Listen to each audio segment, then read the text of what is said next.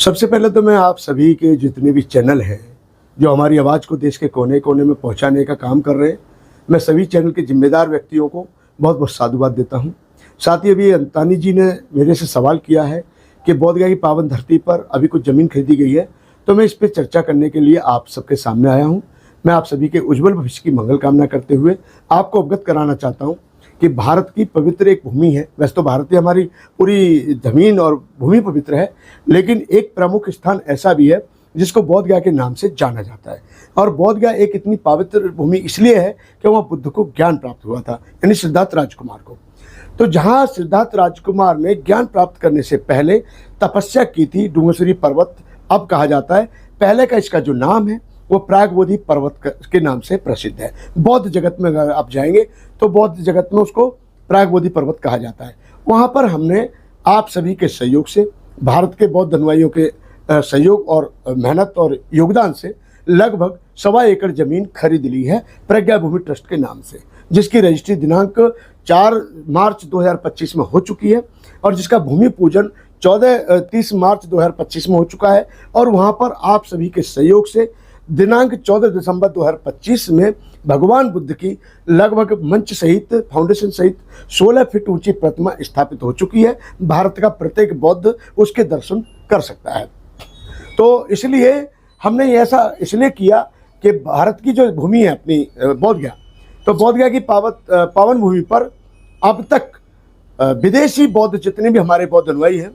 उन्होंने लगभग सभी ने अपने बड़े ही सुंदर खूबसूरत बुद्ध विहार बनाए हैं, जिसमें उन्होंने अपने अपने देश के बौद्ध अनुयायियों के लिए ठहरने से लेकर के सभी सुविधाएं की हुई हैं। लेकिन खेद का विषय है कि हमारे भारत के बौद्धों का अभी तक ऐसा कोई बुद्ध विहार नहीं था जहां पर हम जा सकें और रह सकें। इसी बात को ध्यान में रखते हुए हमने ज़मीन खरीद ली है और उस पर फिलहाल जो है अभी तार लगे हैं, क्योंकि बाउंड्री नहीं हो पाई है और अभी उसमें हमारा निर्माण कार्य बहुत जल्दी शुरू होगा। मंत्री, सैकड़ों बुद्ध विहार बोधगया में पहले से थे, तो आपको ये कैसे सूझी कि भारत का अपना बुद्ध विहार भी होना चाहिए वहाँ पर? क्योंकि हमारे महाराष्ट्र के उपासक या राजस्थान के उपासक, मध्य प्रदेश के उपासक, उत्तर प्रदेश के जो बौद्ध उपासक थे, खास तौर पे गरीब तबके के जो लोग हैं, जब वो बोधगया जाते हैं तो उनको बहुत बड़ी पीड़ा का सामना करना पड़ता है, बहुत परेशानियां उनको होती है, उनको वहाँ रहने के लिए स्थान नहीं मिल पाते। वहाँ पर क्या क्या सुविधा देंगे और क्या क्या बनेगा वहाँ पर, उस जगह पर? वहाँ पर एक तो हमने जो प्रण किया है कि बाबा साहब अम्बेडकर के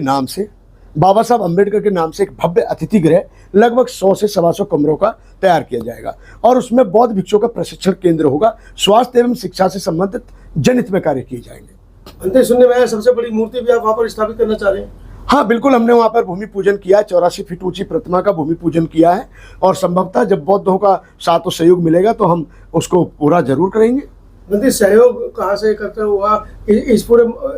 प्रोजेक्ट का कितने का बजट है? जी, आपने बिल्कुल सही क्वेश्चन किया है। इसका लगभग पूरा 25 से 30 करोड़ का खर्चा आता है, जिसके लिए हम अपने बौद्धों से अपील करेंगे बार बार, जिन्होंने जिस प्रकार से सहयोग किया है जमीन खरीदने में, उन्होंने विश्वास करते हुए हमारे ऊपर ट्रस्ट करते हुए हमारी संस्था प्रज्ञा भूमि ट्रस्ट के लिए अपना तन मन धन से सहयोग किया है। हम उनसे फिर से वही आशा करेंगे कि वो अपना सहयोग जरूर समय समय पर करते रहेंगे। सरकार का भी सहयोग इस मिलेंगे आप? देखिए, सरकार से सहयोग लेना तो बहुत जरूरी है, प्रयास करेंगे, पर हम कह नहीं सकते कि सरकार इसमें कोई सहयोग करेगी। मंत्री, क्या अपील करना चाह रहे हैं दर्शकों से? अपना कोई अकाउंट नंबर जो आप धमदान जनता से बाबा साहब को मानने वाले, बुद्ध को मानने वालों से कह सके कि इस नंबर पर हमें धमदान करें। एक तो हमारा जो यूपीआई नंबर है वो प्रज्ञा भूमि ट्रस्ट का तो खाता अलग है, उसकी तो हम सूचना फोन नंबर और QR कोड के माध्यम से दे सकते हैं। लेकिन फिलहाल जो एक नंबर नोट करा रहा हूँ वो नंबर एक्चुअली यूपीआई नंबर है 9968389094, 9968389094। ये तो हमारे यूपीआई नंबर है, साथ ही उसमें अकाउंट नंबर और QR कोड हम इस नंबर पर अगर आप बात करेंगे तो भेज देंगे। और मैं विशेष अपील करूंगा कि दिनांक 22 नवंबर 2026 में 26 फीट ऊंची बाबा साहब अम्बेडकर की भव्य प्रतिमा बिहार की सबसे ऊंची स्थापित होने जा रही है और मैं ये चाहूँगा कि उसमें ज़्यादा से ज़्यादा बौद्ध अनुयायी छत्तीसगढ़, पंजाब, हरियाणा, मध्य प्रदेश, क्योंकि उत्तर प्रदेश के उपासक गणों ने बढ़ चढ़ करके सहयोग किया है और ये जिम्मेदारी, नैतिक जिम्मेदारी सभी की बनती है। और सभी की इसलिए भी बनती है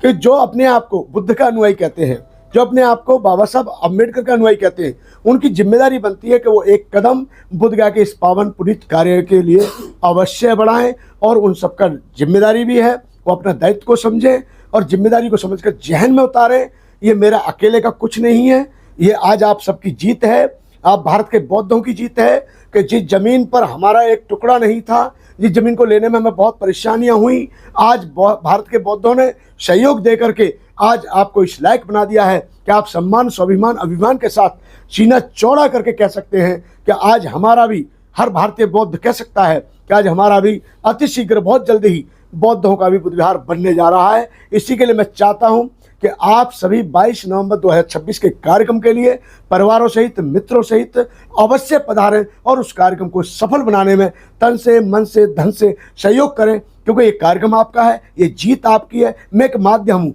मेरा कर्तव्य है जिस प्रकार से अब तक विश्वास के साथ, उम्मीद के साथ मैंने काम किया है समाज के बीच में, और ये मैं अकेला कुछ नहीं कर पाया, इसमें हमारी पूरी टीम, दिल्ली रोहिणी की टीम ने बढ़ चढ़ के सहयोग किया, उत्तर प्रदेश के अधिकारियों ने सहयोग किया, और जैसे जैसे महाराष्ट्र के उपासकों को पता चला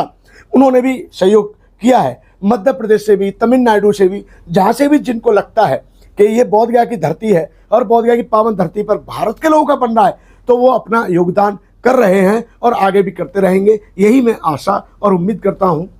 बंदे 26 नवंबर को संविधान दिवस होता है, तो क्या ये माना जाए कि 22 नवंबर को आप इस कार्यक्रम को संविधान दिवस के रूप में मना रहे हैं? बिल्कुल आपने सही कहा, क्योंकि 26 नवंबर को बहुत जगह कार्यक्रम रखे जाते हैं, पूरे देश में कार्यक्रम मनाए जाते हैं, और ये बिहार का पहला कार्यक्रम नवंबर के उपलक्ष्य में मनाया जा रहा है। तो इसलिए हमने ये सोचा कि हम, क्योंकि संडे भी पड़ रहा है और 23 का वर्किंग डे और 24 को छुट्टी है, गुरु नानक जयंती भी है शायद उस समय, गुरु गोविंद सिंह की जयंती है शायद, तो उस उपलक्ष्य में, यानी कि संविधान दिवस के ही उपलक्ष्य में 22 नवंबर को एक कार्यक्रम हो रहा है। तो मेरा बौद्ध अनुयायियों से उम्मीद है कि 20 और 21 नवंबर में वहाँ पहुँचने का कष्ट करें। जय भीम नमो बुद्धाय।